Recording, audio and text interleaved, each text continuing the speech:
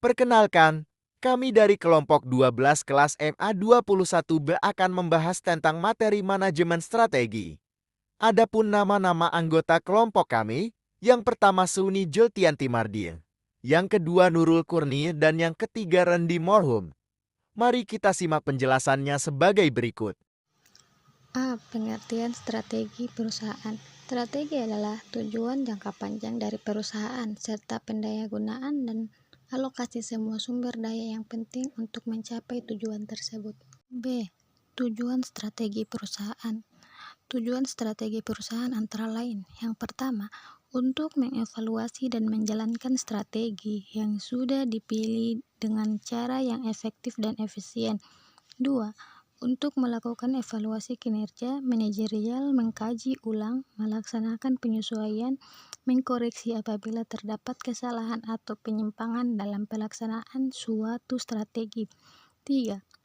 Memperbarui strategi yang telah dirumuskan agar sesuai dengan perkembangan lingkungan eksternal. 4. Untuk meninjau kembali dari kekuatan, kelemahan, peluang, dan juga ancaman bisnis yang ada. 5. Agar bisa melaksanakan inovasi atas produk maupun barang supaya sesuai dengan selera dari konsumen. Baik, materi selanjutnya yaitu C. Konsep strategis. Didefinisikan antara lain: yang pertama, perspektif apa yang suatu organisasi ingin lakukan atau intends to do. Strategi ini dapat didefinisikan sebagai program untuk menentukan dan mencapai tujuan organisasi dan mengimplementasikan misinya. Makna yang terkandung dalam strategi ini adalah bahwa para manajer memainkan peran yang aktif, sadar, dan rasional dalam merumuskan strategi organisasi. Yang kedua, perspektif apa yang organisasi harus lakukan atau eventually does. Strategi dibeginikan sebagai pola tanggapan atau respon organisasi terhadap lingkungannya sepanjang waktu.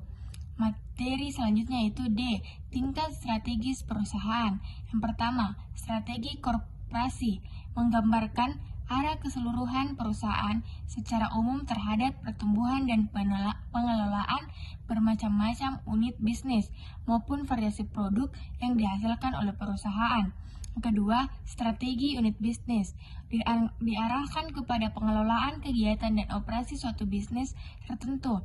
Yang terakhir yaitu strategi fungsional. Strategi dalam kerangka fungsi-fungsi manajemen yang terdiri atas research dan development, keuangan, produksi, dan lain-lain yang dapat mendukung strategi level unit bisnis. Terima kasih. Selanjutnya, saya akan membahas poin E, variabel-variabel dalam implementasi strategi. Yang pertama, variabel kunci internal. Variabel kunci internal pada dasarnya merupakan titik-titik resiko dalam keseluruhan sistem dan suatu organisasi tempat kegiatan-kegiatan dapat lepas kendali atau menyimpang dari rencana manajemen. Yang kedua, variabel kunci eksternal, faktor-faktor yang sebagian besar di luar kendali langsung organisasi. Terhadap variabel-variabel ini seperti elastisitas, permintaan terhadap harga produk, atau laju perkembangan teknologi suatu produk atau proses, organisasi harus lebih berusaha menyesuaikan diri daripada mengubahnya. F. Tipe-tipe strategi perusahaan. Yang pertama ada strategi manajemen, kedua strategi investasi, ketiga strategi bisnis.